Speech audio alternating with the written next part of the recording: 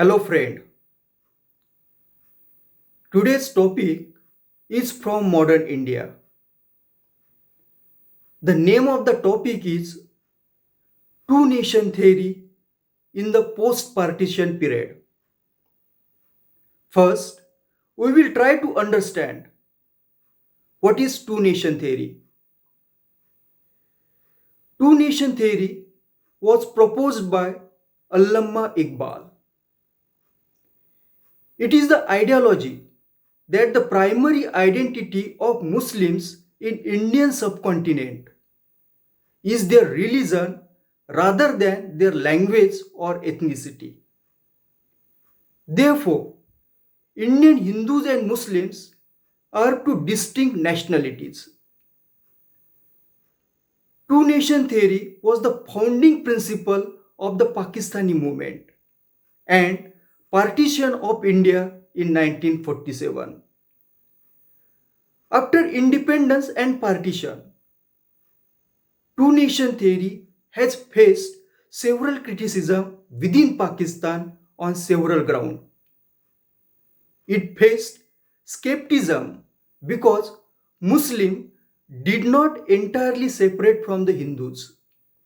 About one third of all Indian Muslims continue to live in post-partition India as Indian citizens, alongside a much larger Hindu majority.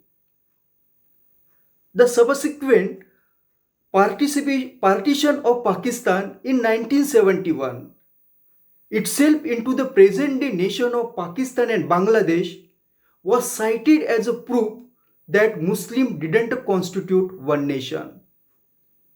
Thus, it is proved that religion could not be used as a defining factor for nationhood.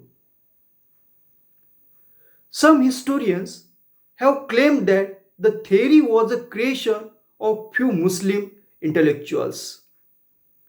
It has been alleged that the idea that Islam is the basis of nationhood involved Pakistan too deeply in the affairs of other predominantly Muslim states and region. Thus, it prevents the emergence of a unique sense of Pakistani nationhood that is independent of reference to India. So, it emerges the growth of fundamentalist culture in the country. Also, partition divided Indian Muslims into three groups. Roughly 150 million people each in India, Pakistan and Bangladesh. If all this population form a single community inside a united India, that would have numbered about 450 million people in 2010. These 450 million people would have potentially exercised great influence over the entire Indian subcontinent.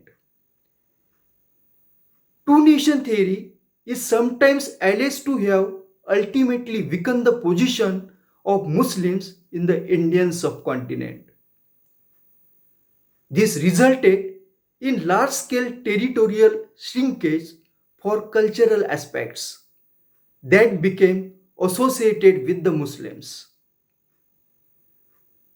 To conclude, Pakistan indeed chose to become an Islamic nation.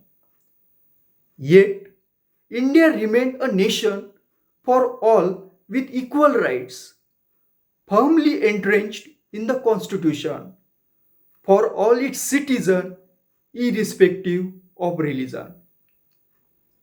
Thank you for watching my video.